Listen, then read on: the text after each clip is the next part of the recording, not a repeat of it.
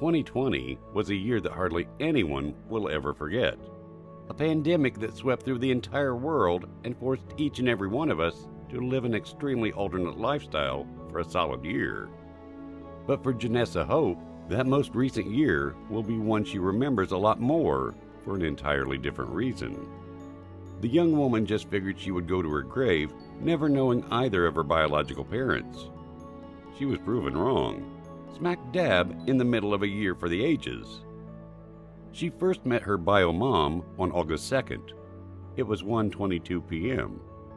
For life-altering moments like this, it was almost essential for Janessa to know the exact time. But let's back up for a moment. Getting to the point of that first meeting was not as easy as it sounds. First, Janessa had to submit her DNA to launch her search. When the results came back, she learned that a woman named Angela was somehow related to her. That could have been any number of possibilities. A cousin? An aunt, perhaps? She didn't know. Seems that searching for your biological parents can lead one down at least a few paths before finding what you're really looking for. Janessa thought about it. Then she shared her story with a friend and a dental assistant. Both encouraged her to take that plunge and contact Angela. One never knows until one does. That's all the encouragement she needed, so she tracked down Angela on Facebook and sent her a message. Angela soon responded to her message and asked Janessa to call her. She did the very next day. Now, as much as you prepare for a certain moment, and even practice it over and over in your head, you're never quite sure how things will really turn out. It was on August 1st that Janessa made that call to Angela. She told her she was related to her through the DNA process involving family genealogy, and wanted to know how they might be connected. Angela told Janessa that they were, indeed, related, because she was her mother. Those were words Janessa had longed to hear. But at that very moment, with those vital words being spoken, you could have knocked her over with a feather. Says Janessa, "You guys cannot even comprehend how floored I was when I heard those words. My heart was beating so hard. I'm surprised it didn't pop out of my chest." The very next day, they met. They hugged each other tight, and with her eyes starting to puddle up, Janessa told her, "I look like you." She managed to keep it together and forced herself to not really cry, knowing that if she let go, she wouldn't be able to stop. They had a long talk, and Angela was able to answer all of Janessa's questions, the biggest one being, "Why did you let me go?" That was a tough one, but Angela explained. Long story short, she had had 2 other children prior to getting pregnant with Janessa.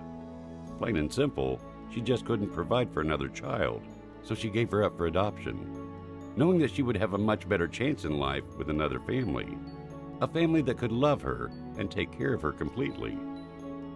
Angela asked for forgiveness. By the time their conversation was over during that first meeting, Janessa did forgive her. Says Janessa, "I think the world can be too judgmental when it comes to mothers.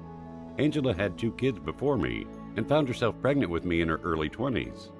I cannot imagine having such great responsibilities at that age. I am a firm believer in desperate times often call for desperate measures. Though abandonment isn't the ideal situation, the younger Angela felt that it was the best way for me to have a life that she could not provide for me at that time." It was still early in August, and there were a lot of days left to it. Angela had informed Janessa of her biological father, and she was quickly on his trail. The biggest part of the finding out and proceeding part of this whole biological family search is never knowing if the other party wants to be found, and how they will handle the initial contact. Many choose to not proceed for fear of being turned away. Again. Fortunately, that was not the case for Janessa. She met her bio dad, Alonzo, on August 8th at 12:43 p.m. Another moment worth noting the exact time, and her bio mom was with her. As they sat in the car looking for him to show up at their meeting place, Janessa felt extremely nervous. Finally, her mom told her, "There he is," and there he was. Janessa finally worked up enough courage to get out of the car and walk over to him. They talked for a good while, and then Janessa asked if he could have his DNA tested to make absolute sure he was her father. He agreed and told her, "I hope you're mine." Says Janessa, "I don't think a lot of people understand the unwanted feeling that abandoned children grow up with. It doesn't matter how good of a family you end up with, it's always in the back of your head. So you have to understand how those words made me feel." She doesn't have to worry about that certainty anymore. Now that Janessa has found her bio parents, she looks forward to meeting the rest of her new relatives and hopes they are as happy to meet her as she will be happy to meet them. Please like, comment, and share. Join us and change lives. Pleased to have you around. Blessed we are to get connected with you.